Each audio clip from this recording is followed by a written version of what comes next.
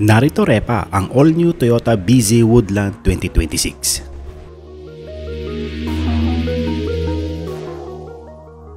Inanunsyo ng Toyota ang isang bagong karagdagan sa kanilang battery electric vehicle lineup, ang kauna-unahang 2026 BZ Woodland. May kasamang standard na all-wheel drive gamit ang X-Mode. Ang BZ Woodland ay may kakayahang maghatid ng pinagsamang lakas na 375 horsepower at may tinatayang aabot ng hanggang 260 miles o 400 kilometers sa isang full charge. Dagdag pa rito, nagdadala ito ng dagdag na gamit ng isang mid-size SUV gaya ng 8.3 inches na ground clearance at 3,500 pound towing capacity at available na all-terrain na gulong. Sa zero emission at powerful performance, dinadala ng BZ Woodland ang outdoor-inspired na estilo sa aming BEV lineup ayon kay Dave Kreis, presidente ng Toyota Group. Ang pinakabagong modelo sa aming BZ line ay sumasailalim sa spirit of adventure. May kakayahang humarap sa hamon, may matibay na disenyo at all-electric na makina na suportado ng Toyota. Ang 2026 BZ Woodland ay nagdadagdag ng kakaibang estilo sa pamilyang BZ. Pinagsasama nito ang Toyota Hammerhead na harapan na may full-width LED lights at malalapad na itim na over fenders para sa mas agresibong tindig.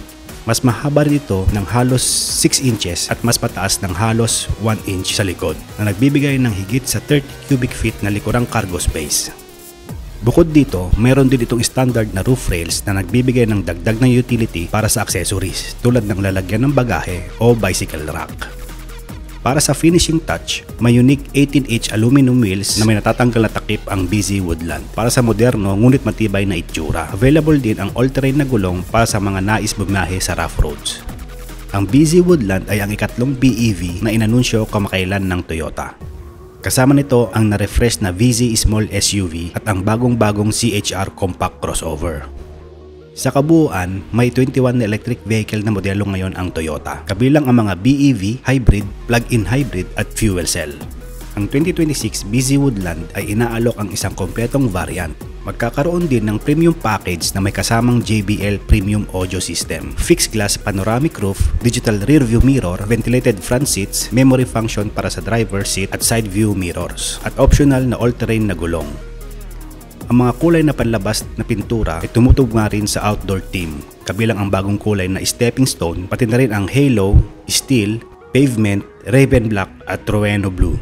Inaasahang darating ang mga unit sa unang bahagi ng 2026 at may starting price na $50,000 o 3 million pesos ayon sa mga usap-usapan. Bago tayo magpatuloy repa, ay inaanyayahan muna kitang mag-subscribe dito sa ating channel kung mahilig ka sa mga motorsiklo o sasakyan. Huwag mo na rin kalimutang i-like at i-share ang video na ito kung nagugustuhan mo ang ating topic. Maraming salamat repa sa suporta. Alright! Intuitive, focused driving with off-road performance. Ang BZ Woodland ay may kasamang standard na all-wheel drive o AWD na may mga electric motor na nakalagay sa harap at likurang axles. Dahil sa sistemang ito, meron itong kahangahangang kakayahang maghatak ng hanggang 3,500 pounds. Meron din itong X-Mode system, isang features kung saan maaaring pumili ang driver ng driving mode ayon sa kondisyon ng kalsada gamit ang isang switch. Automatic na ina-adjust ng system ang brake control at power delivery sa mga gulong upang mapabuti ang control at traction. Isa pang features ng AWD X-Mode system ay ang grip control. Kapag ito ay pinagana at ginamit sa mababang bilis, ginagamit ng system ang motor drive power modulation upang maabot ang mahusay na off-road performance. Didisenyo ang tampok na ito upang tumugon sa iba't ibang klase ng kalsada at mapanatili ang tuloy-tuloy na bilis upang maiwasan ang pagdulas sa mga lubak-lubak o madulas na daan. Alright! Pinagsasama ng AW system ang off-road capability sa makinis pero kapana-panabik na pagmamaneho na likas sa isang all-electric vehicle. Ang malakas itong hatak ay sinusuportahan ng mababang center of gravity. Salamat sa bateryang nakalagay ng patag sa ilalim ng sahig ng sasakyan. Ang istruktura ng battery cross-frame ay nagbibigay din ng dagdag na tibay sa kabuuang sasakyan para sa mas matatag na grip sa daan. Pagcha-charge sa BZ Woodland. Ang 2026 Toyota BZ Woodland ay magkakaroon ng lithium-ion na baterya na may kabuuang kapasidad na 74.7 kWh. Ito ay magkakaroon ng North American Charging System o NACS port na compatible sa Level 3 DC Fast Charging na nagbibigay ng access sa libo-libong DC charging station sa buong Amerika. Sa ideal na mga kondisyon gamit ang DC fast charging, kaya nitong mag-charge mula 10% hanggang 80% ng kapasidad ng baterya sa humigit kumulang 30 minuto. Meron din itong preconditioning function, isang sistema na idinisenyo upang dalhin ang baterya sa optimal na temperatura para sa DC fast charging. Makakatulong ito upang mapabilis ang pag-charge, lalo na sa malamig na klima. Maaaring paganahin ang function na ito ng mano-mano o automatic sa pamamagitan ng pagseset ng navigation system patungo sa isang fast charging station. Ang Toyota BZ Woodland ay susuporta rin ng plug and charge capability, isang industry standard protocol na nagbibigay daan sa otomatikong pagkilala, pag-authenticate at pag-authorize sa mga piling charging network, kaya't hindi na kailangan ng maraming mobile charging apps.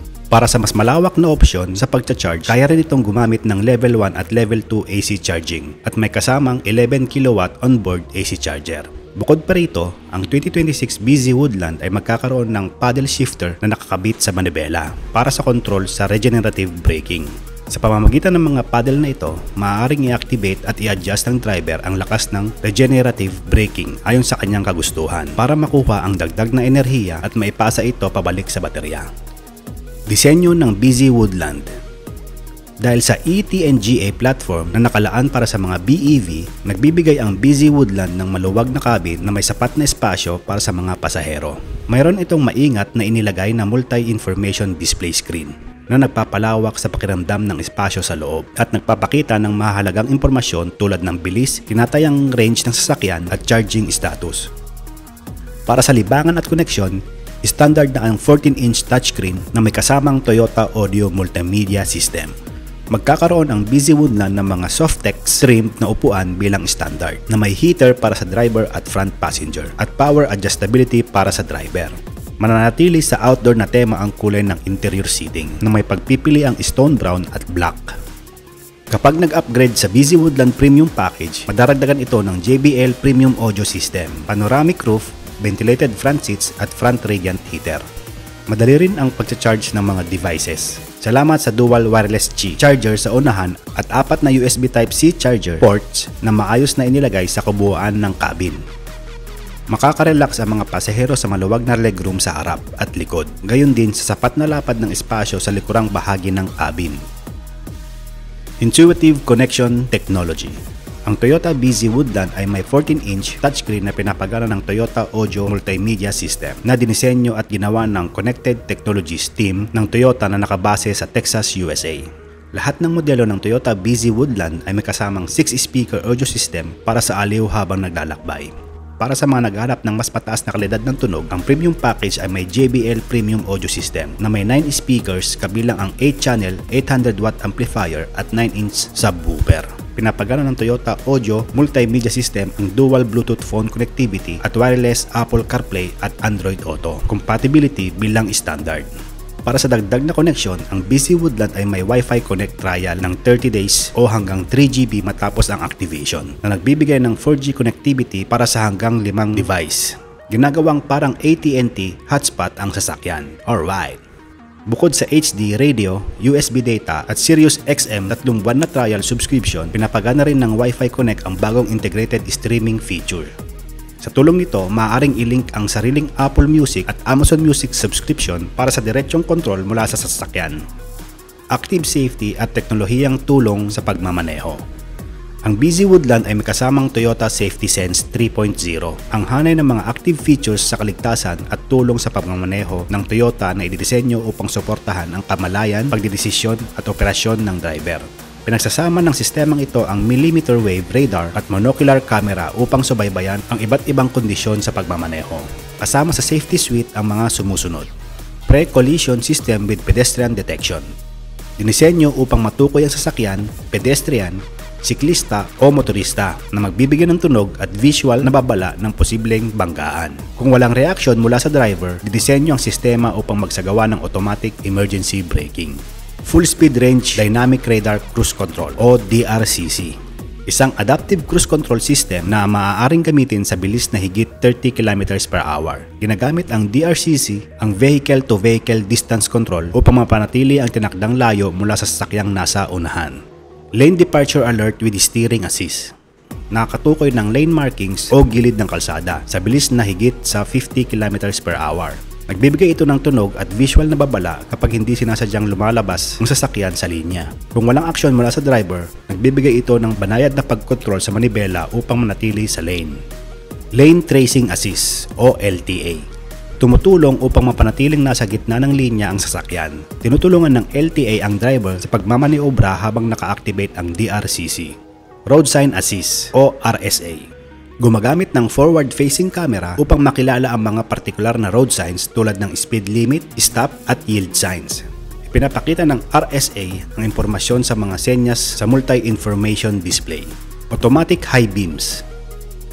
Dinisenyo upang matukoy ang headlights ng paparating na sasakyan at taillights ng nasa unahan. Otomatikong nililipat ng automatic high beams ang ilaw mula sa high beam patungong low beam kapag kinakailangan.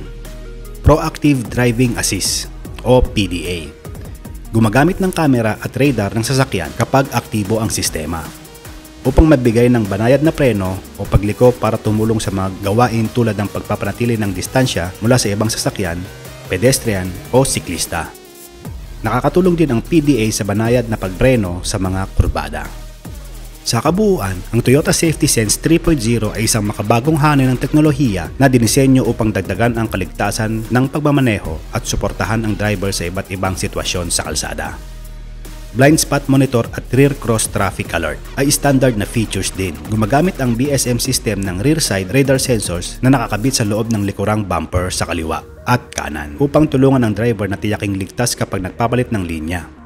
Ang Toyota BZ Woodland ay may kasamang Toyota Star Safety System bilang standard. Kasama sa sistemang ito ang Vehicle Stability Control, Traction Control, Anti-Lock Braking System, Electronic Brake Force Distribution, Brake Assist at Smart Stop Technology.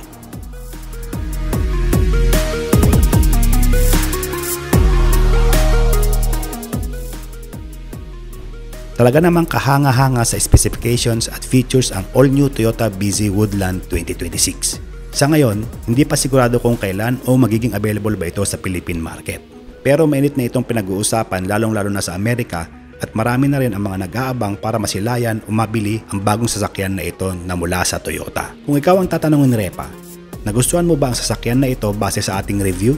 At isa ka rin ba sa mga nag-aabang kung ilalabas ba dito sa Pilipinas ang sasakyan na ito? I-comment mo lang dyan, Repa, ang iyong opinion at babasahin natin yan.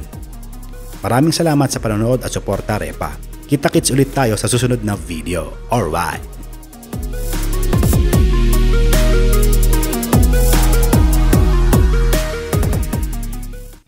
Bago tayo magtapos, ito po muna ang inyong lingkod at nagpapaalala ng huwag pong mainit ang ulo sa daan para tayo ay makarating ng ligtas sa ating patutunguhan. Mga Repa, ride safe everyone!